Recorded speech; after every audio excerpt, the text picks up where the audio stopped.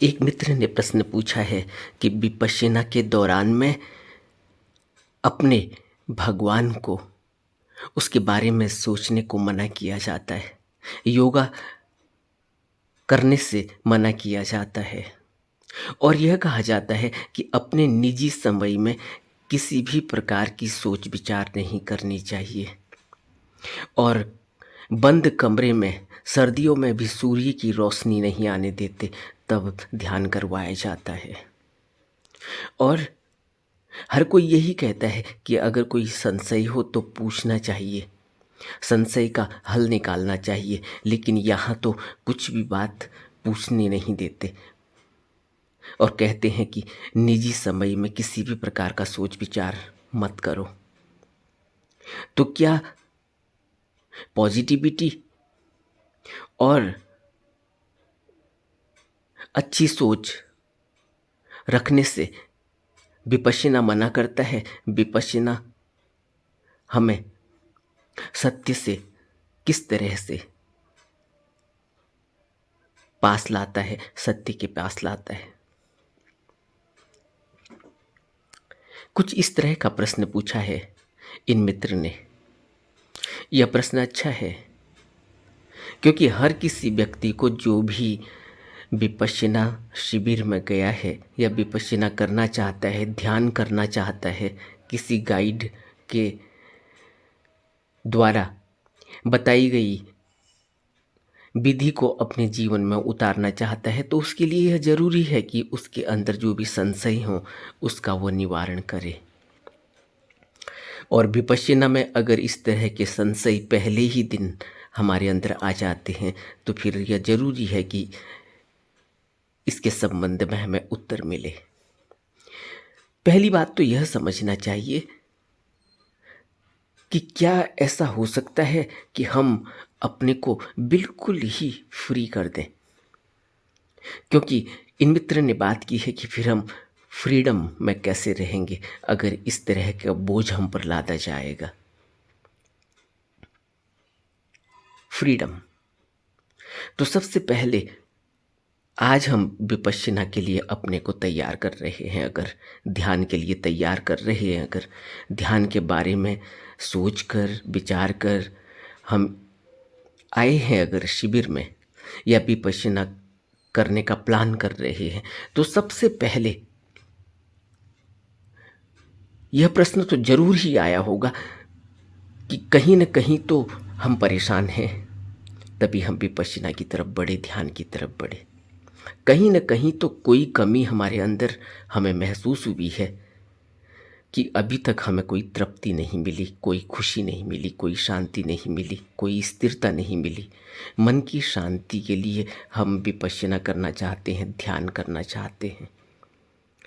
और एक और बात है कि अगर हम अपने किसी भी भगवान को हम मानते हैं, जिस किसी भी देवता को हम मानते हैं, जिस किसी भी इष्ट को हम मानते हैं, जिस किसी भी गुरु को हम मानते हैं, तो कहीं न कहीं हमारे मानने से हमारे अंदर शांति नहीं आई।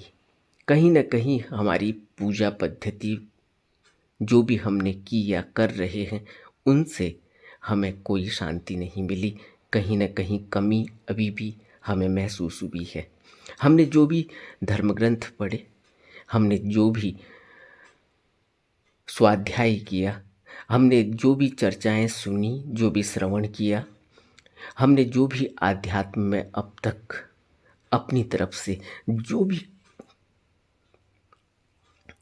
कार्य किया है, जो भी अपनी सेल्फ स्टडी की है, उसमें कहीं न कहीं अभी तक हम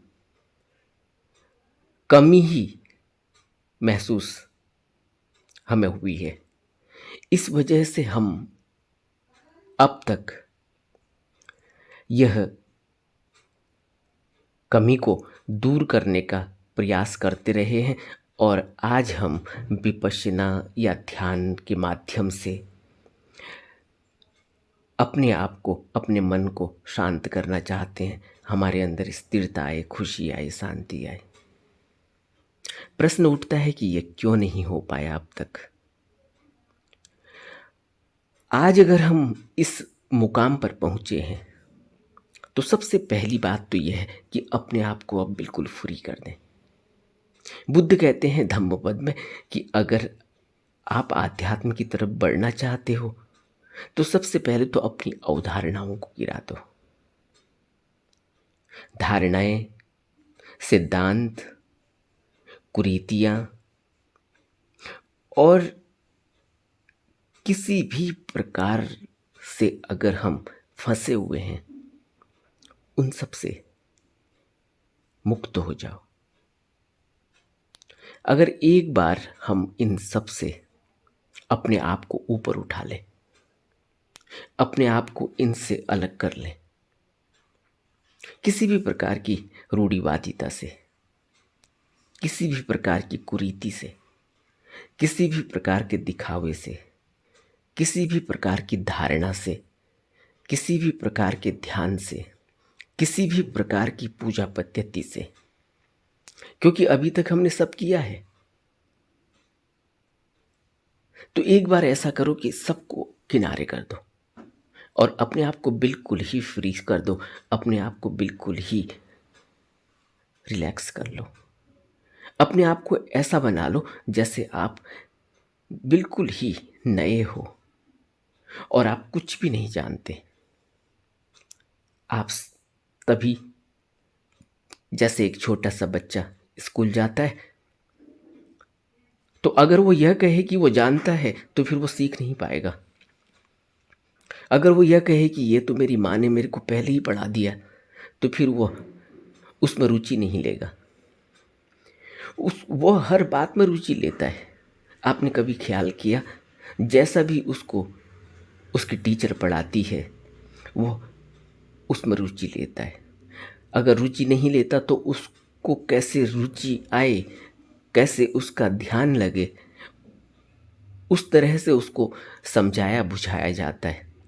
इसलिए उसको खेल के जरिए, उसको स्केचिंग के जरिए, पेंटिंग के जरिए, उसको दृश्यों के जरिए, टेलीविज़न के जरिए, उसको तरह तरह के खेल खिलौनों के जरिए हम उसको बताने और सिखाने की कोशिश करते हैं ताकि उसका ध्यान लगे, ताकि उसको इंटरेस्ट आए। और वो हर चीज़ को फिर इंटरेस्ट से पढ़ता है, सीखता है और उसमें उसके अंदर एक समझ पैदा होती है, उसके अंदर एक तर्क जगता है कि यह क्यों है, कैसे है, क्या है। इसलिए अगर हम विपश्यना में आए हैं, शिविर में आए हैं या विपश्यना करना चाहते हैं तो सबसे पहले अपने आप को बिल्कुल ही फ्री कर दो और बिल्कुल फ्री करके एक बार यह कोशिश करो कि अब मैं यह करना चाहता हूँ और देखता हूँ कि यहाँ मैं इसको कितने अच्छे तरह से कर पाता हूँ, अच्छी तरह से समझ पाता हूँ और जो बात कही जा रही है उसको अपने जीवन में लागू कर पाता हूँ। तो यह करने से होगा। अगर मैं पहले से ही कोई धारणा बनाकर मन में रखी हुई है और उस धारणा के बाद मैं अगर कोई दूसरा करूँगा तो कोई भी दूसरा ध्यान, कोई भी दूसरी पूजा, कोई भी दूसरा जो भी मुझे बताया और सिखाया जा रहा है, अगर मैं वह करूँगा तो कहीं ना कहीं वो पुरानी धारणा से मैं उसको क्रॉस टैली करता हूँ, कहीं ना कहीं मैं उसको उससे जोड़ता हूँ, कहीं ना कहीं मैं उसको उससे कंपेयर करता हूँ। और कंपेयर अगर मैं करूँगा तो फिर मैं सीख नहीं पाऊँगा। पद्धतियाँ अलग हो सकती हैं लेकिन हमें जिस उद्देश्य के लिए हम उन पद्धतियों को अपना रहे हैं वो उद्देश्य एक ही है। कोई भी यह नहीं कहता कि उद्देश्य अलग है, कोई भी यह नहीं कहता कि यह पद्धति आपको यहाँ नहीं ले जाएगी या आप ऐसे करो तो आप को ऐसा हो जाएगा। कोई कहीं भी किसी भी पद्धति से आपको बता रहा हो, समझा रहा हो, लेकिन आप उसी उद्देश्य पर पहुंचते हैं, उसी ऑब्जेक्ट पर पहुंचते हैं जहां से अध्यात्म की तरफ की यात्रा शुरू होती है। तो यह कहना कि विपश्यना में अल्लाह, ईश्वर या क्राइस्ट या कोई और जिसको भी हम मानते हैं जिस भी मजहब को मानते हैं या जिस भी गुरु को मानते हैं या जिस भी फेथ को मानते हैं, उस फेथ को के बारे में सोचने से मना किया जाता है। ऐसी बात नहीं है। बात यह है कि अगर अभी आप यह कर रहे हैं तो आप इस पर पूरा ध्यान दें, बिल्कुल ही फ्री होकर अपने अपनी मानसिकता को, अपने ख्यालों को, अपने विचारों को बिल्कुल ही फ्री कर लें। बात सिर्फ इतनी है। यहाँ कोई भी यह काम करने में, ध्यान साधना की इस पद्धति को अपनाने में या किसी भी पद्धति को अपनाने में कभी भी कोई यह नहीं कहता कि आप मजहब बदल दो। कोई भी आपको यह नहीं कहता कि आप अपनी सोच विचार को बदल दो। बात सिर्फ यही कही जा रही है कि अगर आप अभी यह काम कर रहे हैं तो इसको पूरी तरह से इसमें रम जाओ, पूरी तरह से इसको अपने जीवन में उतारने की कोशिश करो, पूरी तरह से इस रास्ते पर चलने की कोशिश करो। बात सिर्फ यही कही जा रही है। आप क्या करते हैं 10 दिन के शिविर के बाद आप क्या करेंगे, कोई आपको पूछने वाला नहीं। और यहाँ भी इन 10 दिनों में आप अंदर से क्या सोच रहे हैं, क्या आपको आपके अंदर भावना आ रही है, यह तो सिर्फ आप जानते हैं, कोई दूसरा नहीं जानता। तो इसलिए अगर आप विपश्यना करना चाहते हैं या कोई भी ध्यान पद्धति में अपने को उतारना चाहते हैं तो फिर बेहतर यही है कि उसमें 100% अपने को लगाया जाए। यह 100% लगाने के लिए ही कहा जा रहा है, ताकि आपको कोई अनुभव हो, ताकि आपको कोई अंदर से वह किरण का पता चले, ताकि आपको अंदर से वह एहसास हो कि हाँ, ध्यान करने के बाद आपके अंदर क्या बदलाव आया, आपको क्या महसूस हुआ, आप उस कुदरती ऊर्जा से अपने को जोड़ पाए या नहीं जोड़ पाए। ऐसा तो नहीं है कि कहीं भी कोई बाहर से कुछ देने वाला है तो सब कुछ अंदर ही है, तो सब कुछ शरीर के अंदर। अब सिर्फ बात यही है कि मैं अपने आप को कैसे ट्यून करूं, कैसे उस कुदरती ऊर्जा से अपने को जोड़ूं, कैसे मैं उसको अपने अंदर महसूस करूं। उसके लिए ध्यान साधना की यह पद्धति, विपश्यना जिसको कहा जा रहा है, इसके बारे में बात की जाती है। तो हमें सभी धारणाओं को, सभी अब तक हमने जो कुछ भी किया उसको एक किनारे रखकर अगर मैं शुरुआत करूं तो फिर मैं, क्योंकि नहीं तो यही होगा कि मैं कहीं ना कहीं रुक जाऊंगा, क्योंकि मैं कहीं ना कहीं कंपेयर करने लगूंगा, कहीं ना कहीं मेरे अंदर वह पूर्वाग्रह बने ही हुए हैं, कहीं ना कहीं मेरे अंदर वह भाव बने ही हुए हैं, वो विचार बने ही हुए हैं। उन विचारों से मैं इस विचार को फिर तुलना करने लग जाता हूँ, उस विचार से इस विचार को फिर मैं कंपेयर करने लग जाता हूँ।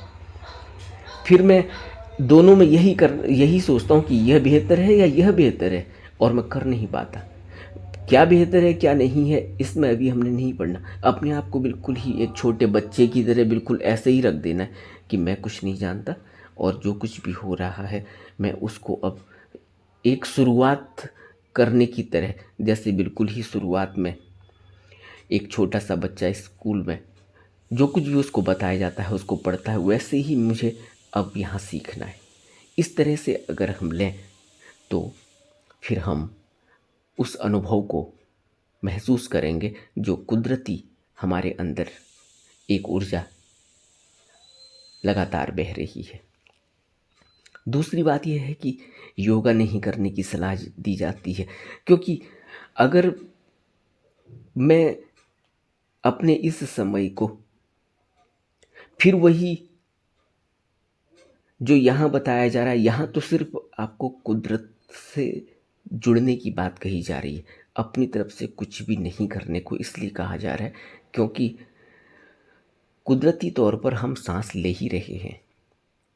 योगा के माध्यम से सांस को तोड़ मरोड़ के, लंबी सांस को लेके या छोटी सांस को लेके, अपने से सांस को कम करके अपने से सांस को बढ़ा के हम बनावटी हो जाते हैं।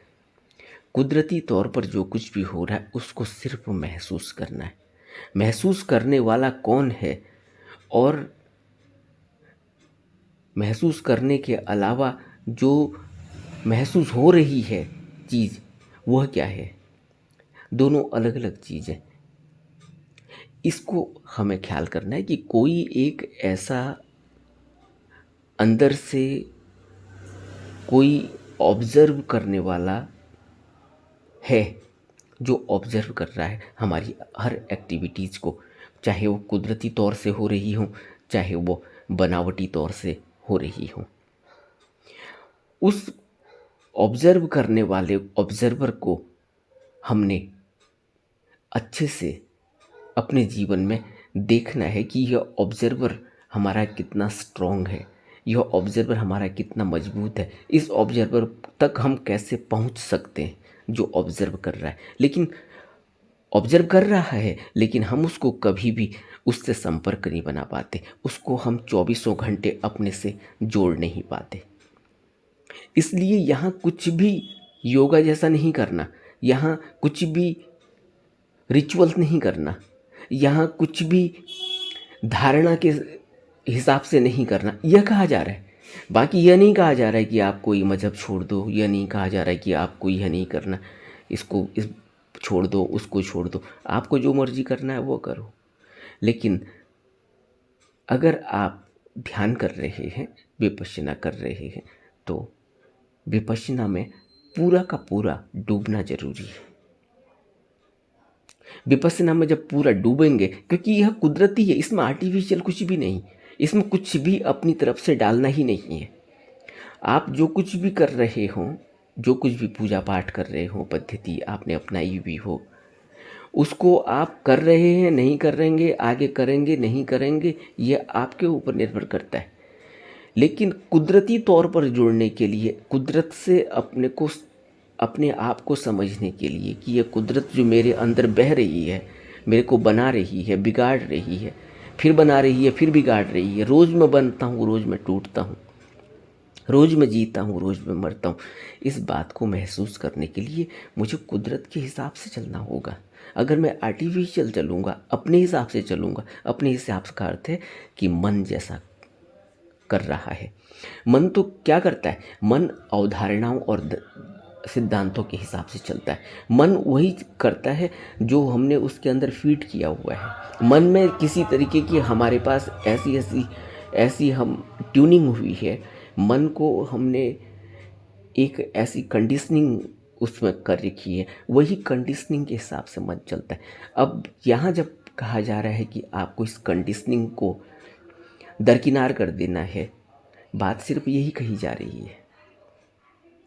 यह कहना कि सकारात्मकता से हमें दूर किया जा रहा है, यह कहना कि हमें डार्क रूम में रहने को कहा जा रहा है, सिर्फ इसलिए कि एकांत में ही हम उस बात को महसूस, उस महीन से महीन, उस सूक्ष्म से सूक्ष्म जो कुदरती ऊर्जा बह रही है, वो इतनी सूक्ष्म अभी हमारे उसमें हमको महसूस होती है कि उसका पता ही नहीं चल पाता। इसलिए एकांत में रहना जरूरी है।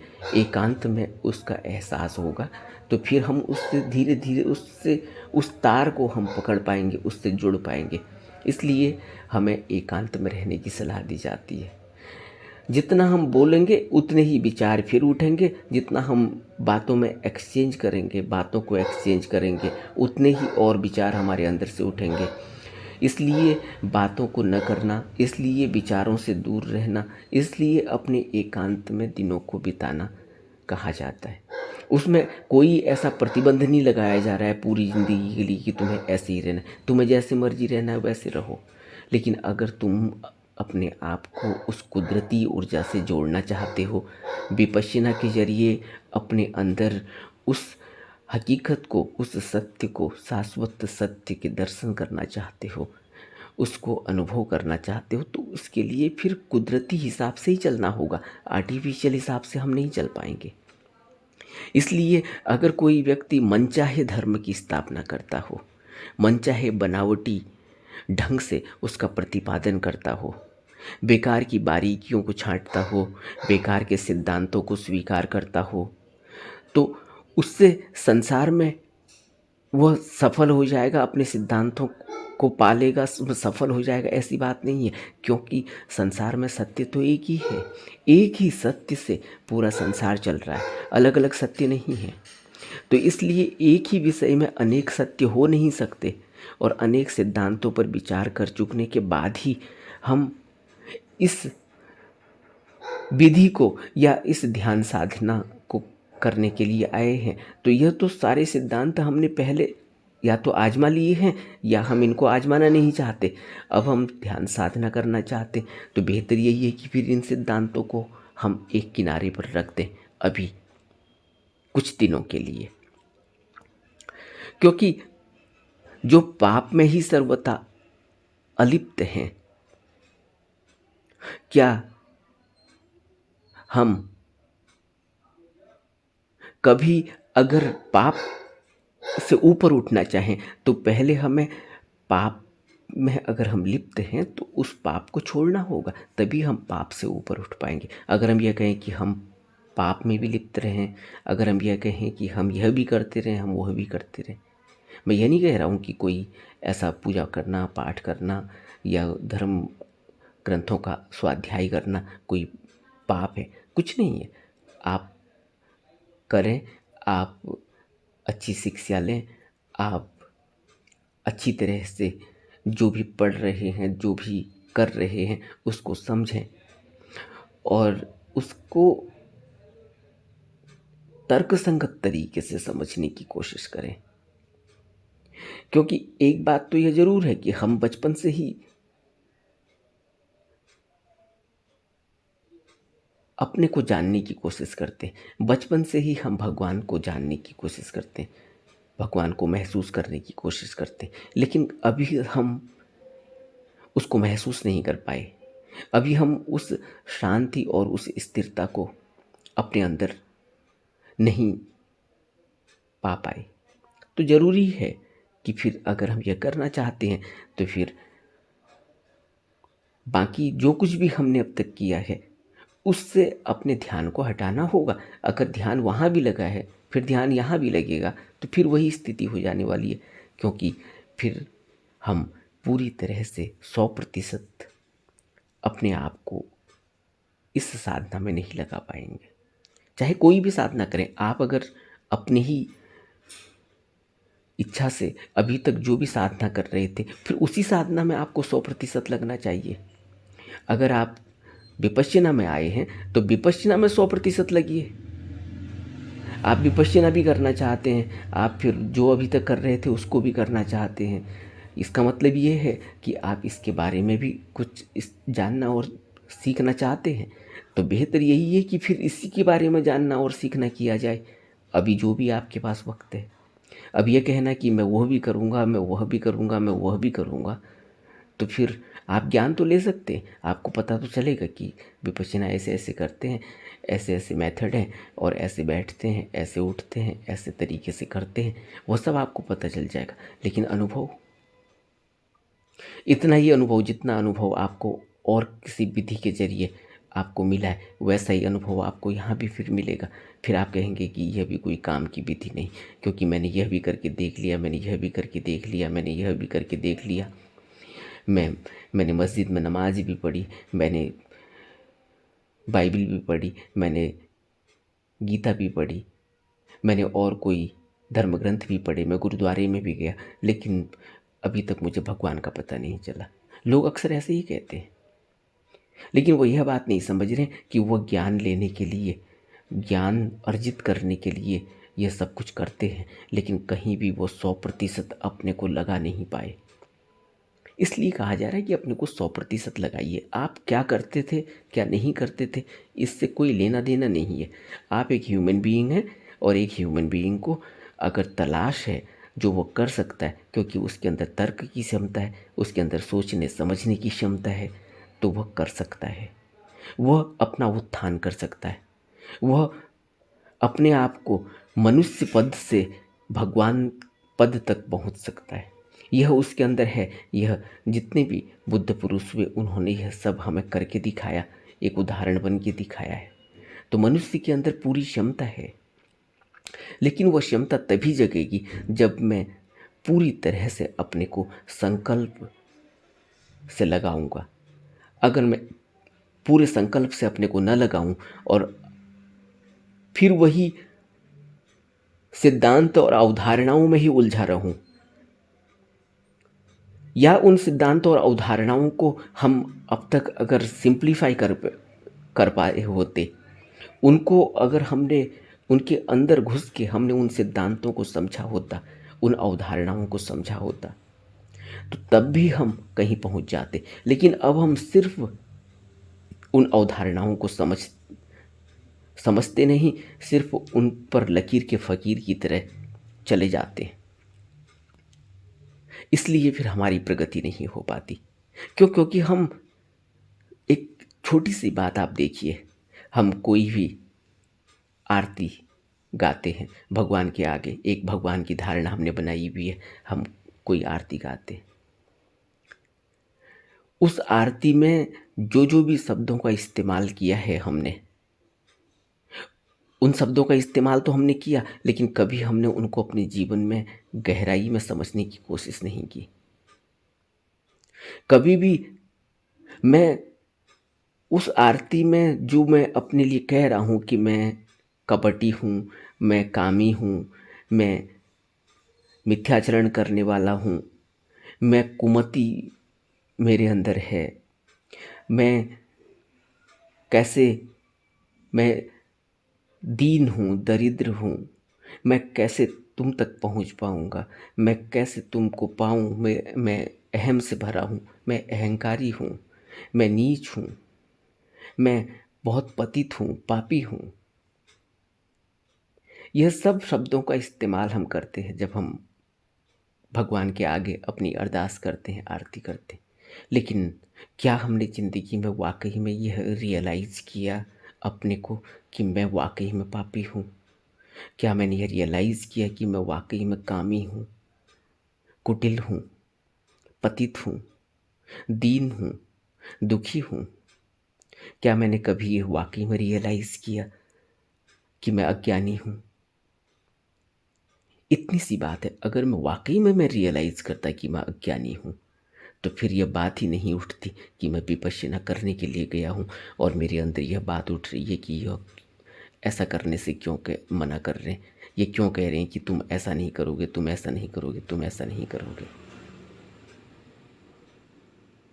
तो कुछ दिन नहीं करके ही देख लेते। करके तो हमने देखा ही, लेकिन हम अपने को अभी तक दुख से मुक्त नहीं हुए, अभी तक मन की शांति हम में नहीं घटी। तो करने से अगर जब ये सब कुछ आज भी हम छटपटा रहे, तो बेहतर यही है फिर कुछ दिन नहीं किया जाए, इसको भी देख लिया जाए। फिर यह प्रश्न क्यों उठा कि ये ऐसा क्यों करते हैं, ये वैसा क्यों करते हैं, फिर यह सकारात्मक सोच से क्यों बचाते हैं, तो यह सोच विचार करने से मना क्यों करते हैं। सोच विचार करने से मना इसलिए किया जाता है कि मन में चौबीसों घंटे सोचते रहना, विचारते रहना एक बहुत बड़ी बीमारी है। इससे कुछ भी मिलने वाला नहीं है। यह तो एक मन की आदत है कि वह सोचते रहता है, विचारते रहता है। जहाँ भी उसका ध्यान जाता है, जहाँ भी इंद्री उसको ले जाती है, आँख से वो जो कुछ भी देखता है उस पर तुरंत अटकता है और विचार करता है। और उसकी आँख वहीं जाती है जो दृश्य लुभावना है, जो उसके काम का है, जहाँ उसका स्वार्थ जुड़ा है। आपने देखा एक कोबलर जो जूते साफ करता है, जूतों की मरम्मत करता है, उसका ध्यान सुबह से लेकर शाम तक जितने लोग भी वहाँ से गुजरते हैं सबके जूतों पर रहता है। वो तुरंत कहता है कि भाई साहब आपका ये जूता है, इस जूते की यहाँ सफाई कर लो, ये जूता यहाँ से टूट गया, इसको ठीक कर लो। कोबलर का ध्यान जूतों पर है। और जो सिलाई करता है, वो सिलाई वाले का ध्यान आदमी के कपड़ों पर है, उसकी सिलाई पर है कि कैसा कपड़ा पहना, उसकी सिलाई कैसी है, डबल सिलाई है कि सिंगल सिलाई है, इंटरलॉक है नहीं है, उसमें किस तरह के तागे का इस्तेमाल हुआ है, किस तरह से सिला गया है, सिलने वाला महारत हासिल किया हुआ है या टेढ़ी मेढ़ी सिलाई की हुई है, वो सब देख लेता है। आप खड़े हो उसके सामने, वो आपके कपड़ों की सिलाई देख लेगा। इसी तरह से जो व्यक्ति कामी है, वो उसकी नज़र सिर्फ आदमी की, औरत के काम वासना उस पर हावी होती है, वो उस तरह के देखता है, उस तरह से देखता है। तो मनुष्य की एक स्थिति, एक मन की स्थिति ऐसी है कि वह जहाँ भी उसका ध्यान होता है, जहाँ भी उसका स्वार्थ होता है, जहाँ भी जो भी विकार उसके अंदर हावी होता है, वो उसी पर उसका ध्यान जाता है। चोर है वो जितना जो हम नहीं देख पाएंगे, जो हम सोच नहीं पाएंगे, वो सोच लेगा। वो आपके जेब पर नज़र डालती अंदाज़ा लगा लेगा कि जेब में पर्स है या जेब में रुमाल है, जेब भारी हो रही है तो इसमें कोई वस्तु रखी हुई है या इसमें पैसे रखे हुए हैं, या यह इसी तरीके से बनावट ही ऐसी है। वह एक नज़र में यह सब देख लेगा और हम सोच रहे हैं कि हमें कोई देख ही नहीं रहा है। पता चला कि उस आदमी ने तो सब कुछ देख लिया आपको। आपकी कितनी जेबें हैं, उस जेबों में कहाँ कहाँ क्या है। जेब ट्रांसपेरेंट है तो उसमें पैसे दिख रहे हैं, नहीं दिख रहे हैं, कितने नोट हैं, क्या है, निकल सकते हैं, नहीं निकल सकते हैं, कैसे इससे निकाले जाएं, यह आदमी किस तरह से चल रहा है, किस तरह से इसका व्यवहार है, वह सब एक नज़र में वो उसने अपना जो भी उसका इंटरेस्ट है उसको उसने अपने अंदर सब देख लिया है। इस तरह से आदमी का स्वार्थ जुड़ा होता है। इसलिए कहा जाता है कि समस्त विचारों को, समस्त सोच को एक किनारे करके सिर्फ जो कुदरत जन्य तरीके से सांस चल रही है, जो कुदरत जन्य तरीके से इस शरीर में घट रहा है, जो कुदरत जन्य तरीके से इस चित्त में घट रहा है, उस पर अपना ध्यान केंद्रित कर दिया जाए तो हम धीरे धीरे अपने ही अंदर अपने को देखने के लायक हो जाएंगे। जब हम अपने को देखने के लायक होंगे तो उन विकारों को भी देख पाएंगे जिन विकारों की वजह से हम यहाँ बुरी तरह से ग्रसित और फंसे हुए हैं। तभी यहाँ से हम मुक्त हो पाएंगे।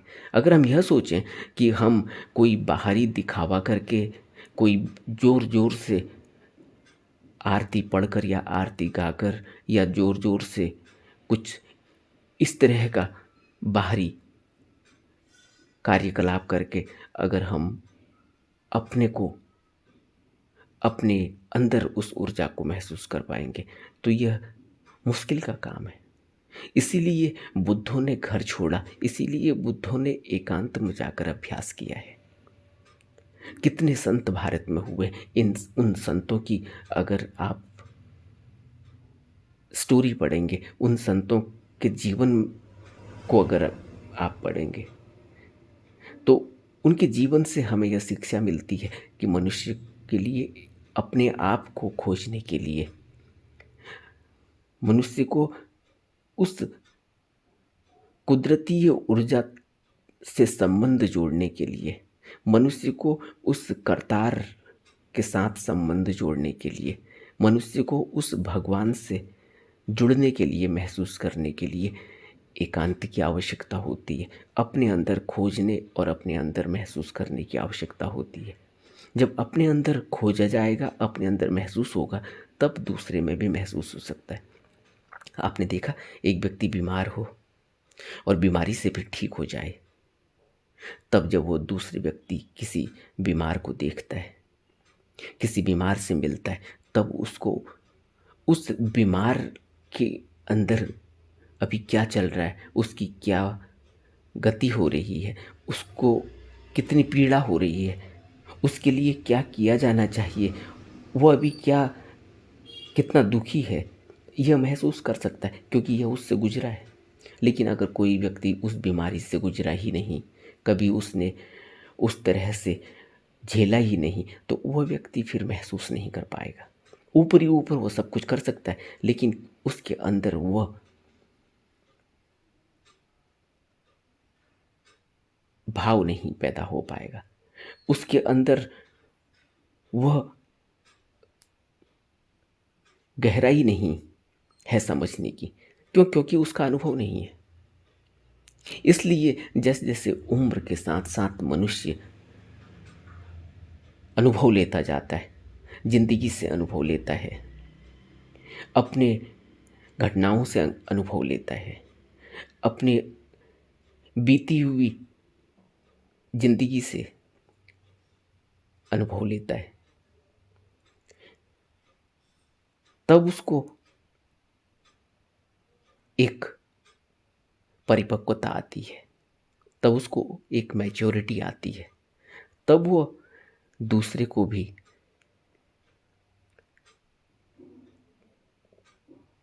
इज्जत देता है, तब वो दूसरे को भी समझ सकता है, तब वो दूसरे का सहारा भी बन सकता है। क्यों? क्योंकि वो महसूस कर रहा है कि यह आदमी अभी पीड़ा में है। तो ये वो महसूस कर रहा है कि यह आदमी अभी खुशी में है, यह आदमी अभी सुख में है। लेकिन जिस व्यक्ति को कोई अनुभव ही नहीं, उस आदमी के अंदर अभी वो गहराई ही नहीं, वो समझ ही नहीं सकता। वो अभी उथला उथला है।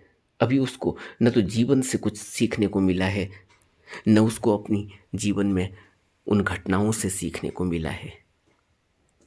वो आदमी अभी ऊपर ही ऊपर है, इसलिए वो महसूस नहीं कर पाता। लेकिन जिस आदमी को जीवन से सीखने को मिला, जिस आदमी ने अपने जीवन से सीखा, उन अनुभवों से, उन बीती हुई घटनाओं से जिसने प्रेरणा ली, जिसने लेसन लिया, वह व्यक्ति अपने आप को तो ऊपर उठाता ही है, वो दूसरे का भी सहारा बनता है। उसके अंदर संवेदनाएं जागी होती हैं, संवेदनाएं जगती हैं, उसके अंदर करुणा पैदा होती है, उसके अंदर दया पैदा होती है। इसीलिए तो बुद्ध, कोई कितना ही यहाँ अपने को धनी कहे, बुद्ध की नज़रों में वो बहुत दीन है। इसलिए दीन है क्योंकि वह अभी जीवन को समझ नहीं पाया, अभी वह जीवन की मूल्यता को नहीं समझ पाया। इसीलिए बुद्ध करुणा से भर जाते हैं, दया से भर जाते हैं उन लोगों को देखकर जो अपने जीवन को ऐसे ही बर्बाद किए चले जाते हैं, क्योंकि वह समझ नहीं रहे कि जीवन ही बर्बाद नहीं हो रहा, बल्कि अनंत जन्मों का फेरा भी पड़ रहा है। क्योंकि आदमी यहाँ पाप कर्म करता है, इंद्रियों और भोग विलासों में ग्रसित होकर और दुख इकट्ठे कर लेता है, और वह अनंत जन्मों का फेरा बन जाते हैं। इसलिए बुद्ध करुणा और दया से भर जाते हैं कि कैसे इन लोगों को समझाया जाए, कैसे यह लोग समझ पाएँ, कैसे इन लोगों को मुक्त किया जा सके, कैसे इन लोगों को पाप कर्मों से बचाया जा सके। इसलिए बुद्ध की करुणा हर प्राणी के ऊपर है कि कैसे प्राणी इस दुख से, इस भवबंधन से मुक्त हो। नमो बुद्धाय।